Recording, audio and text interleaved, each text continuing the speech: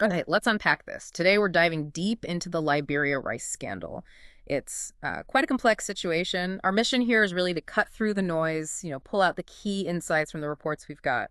What's the immediate hook? What really grabs you from the start? Well, at its heart, this is more than just one incident, isn't it? It's really a stark look at humanitarian aid.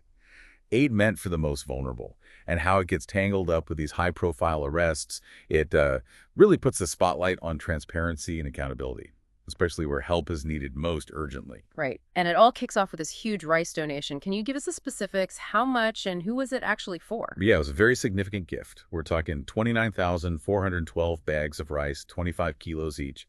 This came in April 2023 from Saudi Arabia's King Salman Humanitarian Aid Center. The value, over 425,000 US dollars. And crucially, it was specifically for disaster-affected communities in Liberia. That's a serious amount. Yeah. So the central charge, the core allegation, is that most of this aid, it just didn't get there. That's the really alarming part.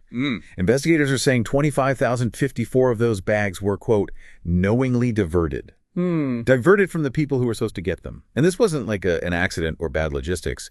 Reports suggest secret meetings, unauthorized transfers, basically turning aid into, well, alleged corruption on a large scale. Wow. And we're not talking about unknown figures here, are we? There are some very prominent names indicted. Who exactly are we looking at, and what kind of charges are they up against? Yeah, these are senior people. You got the former foreign minister, D. Maxwell Sakamaya. Then there's the ex-GSA director, that's the General Services Agency, Mary Bro.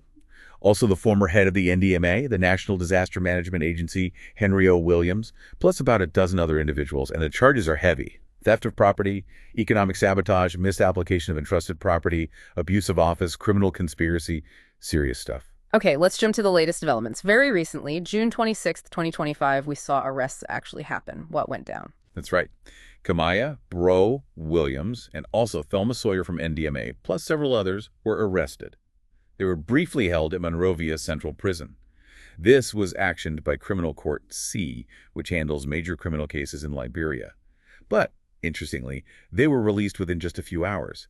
They posted bond through human sureties, basically, people vouching for them financially, though some others involved are still detained. And there was immediate pushback on the procedure, right? The court itself raised concerns. That adds another layer, doesn't it? Absolutely.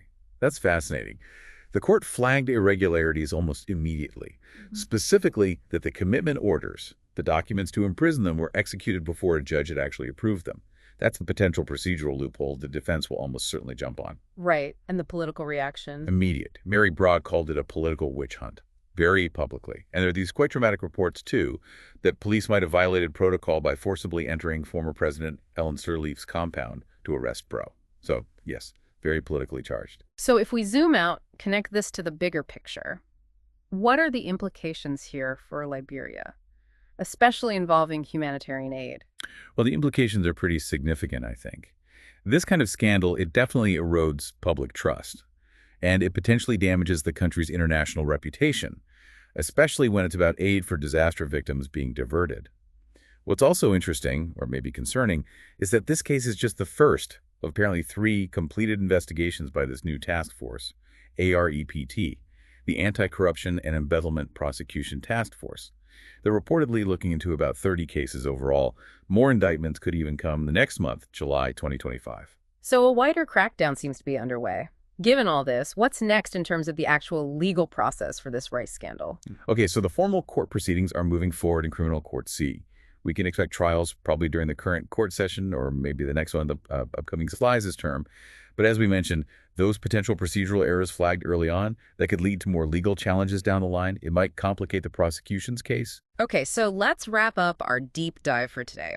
What we really unpacked is a major situation, a significant amount of humanitarian aid, rice meant for Liberia's most vulnerable, allegedly diverted by very senior officials.